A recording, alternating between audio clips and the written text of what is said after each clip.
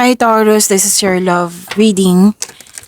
By the way Taurus, this is your timeless reading and general reading po ito. Kunin nyo lang po kung ano yung nakaresonate sa iyo. By the way Taurus, this is our second channel. Oo. So, huwag nyo kalimutan mag-subscribe at i-click yung bell notification para malaman nyo na may bago kayong love reading. By the way Taurus, I will try my very best na makapag-reading ng love reading ng 3 to 4 zodiac signs every day. So, abangan nyo po. Oo, mas madali na ngayon, di ba? O mga after 2 days, it might be after 1 to 2 days, may bagong love reading na kayo. So, huwag nyo kalimutan i-click yung bell notification para malaman nyo na may bagong love reading kayo.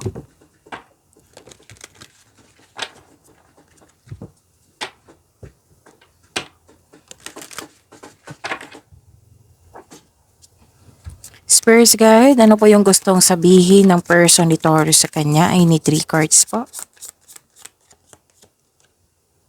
I will take action soon. Please believe in me.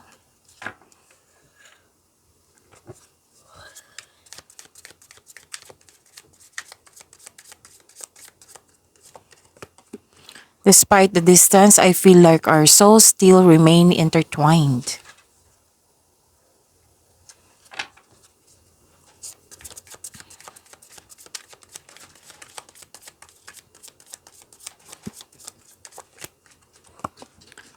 The thought of you drive me crazy.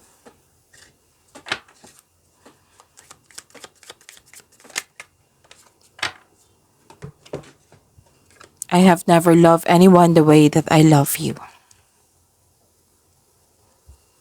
Shuffle ko lang po.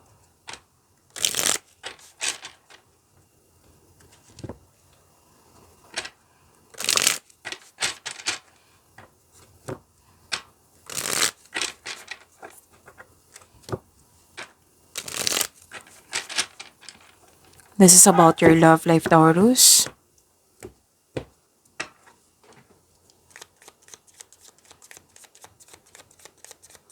Spirits guide, energy po sa love life ni Taurus. I need 2 cards po.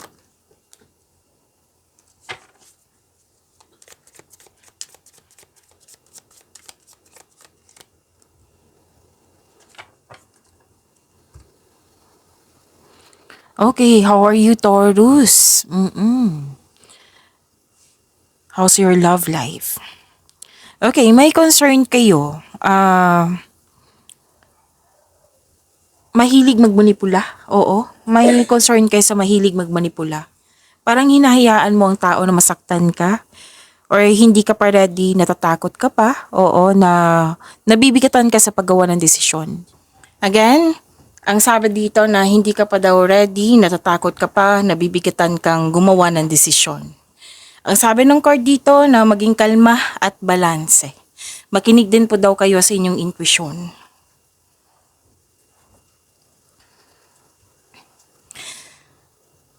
Okay. Nahihirapan ka dito kasi may sabi dito na may strong personality. Pwedeng kayo to, pwedeng siya. Or di kaya a third person. Okay? Na may strong personality na naapektuhan ka sa taong mahirap kausap. It might be. Basta strong personality po ito. Okay? Ang sinabi ng card, strong personality.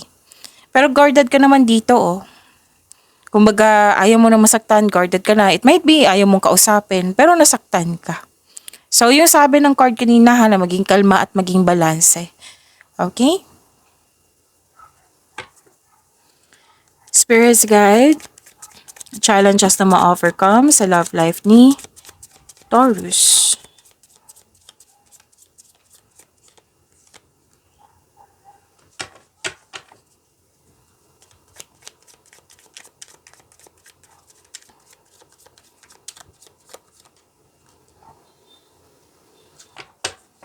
Oh, okay. So, don't worry, Taurus, kasi ma-overcome mo rin to. Kasi sabi ng card dito, hinarap mo yung mga challenges, struggles, tapos, ano to,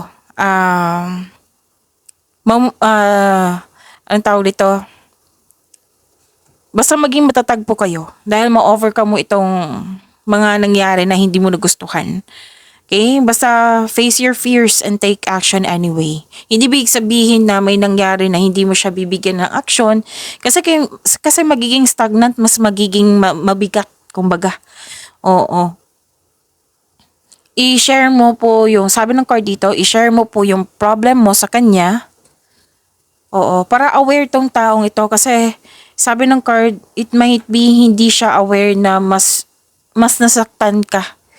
Oo, na hindi siya naging sensitive. So, kailangan ng pag-uusap dito.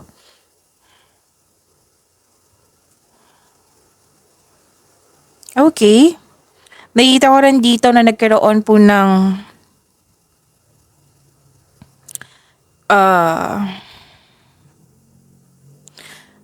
okay. Si Taurus, nagbigay ng mahabang pasensya.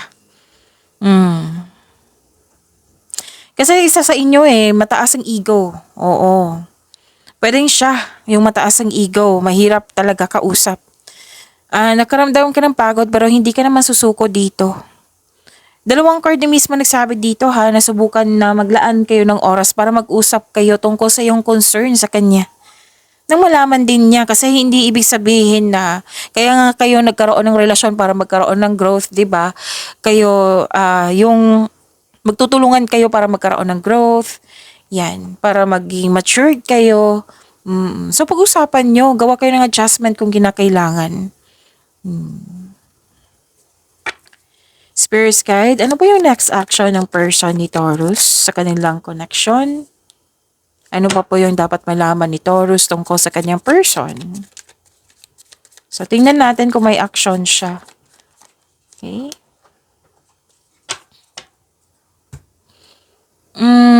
Okay, nakita ko na concern niya.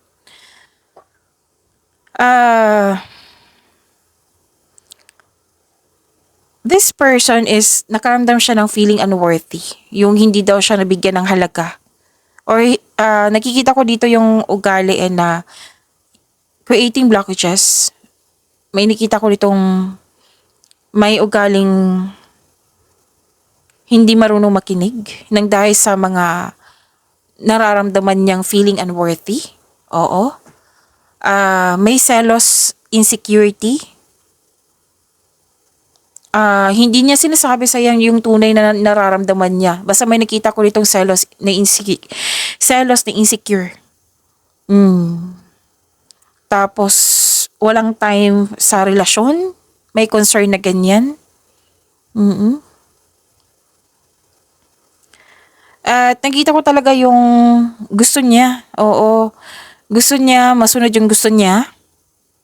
Gusto niya na magkaroon kayo ng kasal.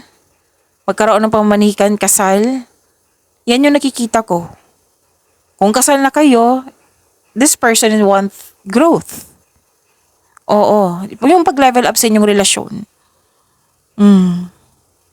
So, yan yung gusto niya. Yan yung iniisip niya. It might be this is the next action niya or iniisip niya. Okay, so yan. See you po after 2 days. It might be may may love reading na kayo. So while waiting, may mga love reading kayo dito. That is timeless reading. So hanapin niyo po sa channel natin. Marami pong Taurus dito. So yun, maraming salamat po sa mga cross-watcher dyan. Oo, kunin niyo lang po kung ano yung nakaresonate sa iyo. Okay? Maraming salamat po.